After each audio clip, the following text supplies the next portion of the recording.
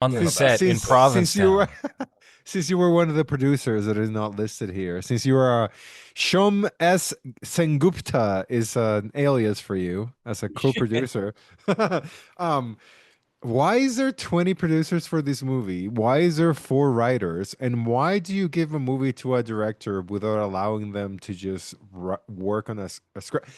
Oh, hold on. A better question is, why would you, as a director that's currently blowing up, I don't know when he got this movie, I don't know when this movie was shot, why would you take something like this that has so many hands that would not allow you to make the movie that you want to make when you're successful enough to have a pick of it? Because I don't think, I don't think anyone said, oh, you know what, the Anthony Bourdain movie can only be directed by But Matt it's Johnson, an A24 movie, right? And Right. DC, maybe you can shed light on this. Nobody really considers A24 not a filmmaker first studio. There is Right. this um, wrong perception that they give like total freedom to their directors. And we know that's not true from Joel Potrykus because he was offered a movie and they said, all right, we want you to direct a movie for us, but we have a list of directors of photography here that you got to choose from. Mhm. And he couldn't bring Hmm. in his own long term guy that he's worked with. Uh oh.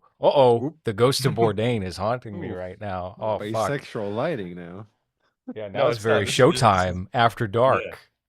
DC, can you sum this up? Can you help us clear up this issue? I mean, geez, Louise, that's like I think that's the case. Geez, A24. Luigi Mangione. There was a man with a gun and the CEO with a bullet ready for him. No, it was like again, I wasn't there. I wasn't there, but I can only imagine that it is, as I said, the perfect time in the studio's head. Sort of some rando executives are just like, oh yeah, let's do it. Let's put it together. Who's a young guy? Who's a whippersnapper? Never had the behind the show. Yeah, he's kind of a crazy guy. Let's bring it. And then you have this. And as a Matt Johnson spiritualist, I guess I can be like, yeah, you would probably take it. A24 movie, it's not a stupid move. And by the way, I don't think it's doing so poorly. Like, it's not gonna hurt his career in any way. Where it's like, worst case scenario, it's one for them, so he can make the next one for himself. And best case scenario, it's like a huge success, and he's making the right movie at the right time, type deal. And then the other question about like why, uh, or like why do this and why A24 is like that. It's like they used to be a small little thing. I mean, not small, obviously it's all like big money, but they used to be like, yeah, let's do the safety stuff. Let's bring the streets to the screen. But now it's too big. It's gotten to a point where it's just another studio. I have no prestige in my head. When I see the A24 logo, I'm not like, okay, strap in guys, cinema's about to happen. It's more like, yeah, it's just another movie. It's just like seeing Paramount or fucking WB or anything like that, or Focus Features. It's not, to me, it's not prestige, but people still have that idea until they don't anymore. Same with Marvel. People didn't hate Marvel as much as they do now before they kept pumping the same movie out again and again and again with less and less quality. There's going to be a time where people are just going to be like, yeah, man, A24 fell off. It's And The Blumhouse thing, right?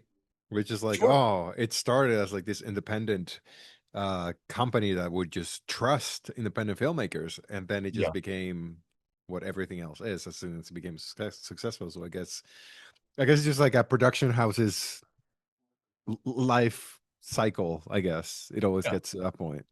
And then there's gonna be the new one because now people are like gassing up Neon or whatever. It's like, yeah, we don't like A24, we like Neon. It's like, do you think Neon is gonna be this like little darling thing forever? People are darlings until they get big and then they become fucking, monsters. Like that's just how it goes. You can't scale to a point and then continuously take risks that way. Like, it becomes more of a thing where it's just like, no, we're gonna bank in on the good name until we don't anymore, and then it crashes, and the new one comes in, and now our savior is gonna be Zebulon Pictures, and Zebulon is not the same, guys. We're not like A24. We're gonna trust filmmakers, and then 10 years later, same thing happens, and over and over and over Yeah, again. it's all cycle. And with Bourdain, I didn't know there were 20 producers on the movie. That makes sense, though. But they're looking at it like it's a property, like it's a franchise, because I guess in Right. some ways it is, right?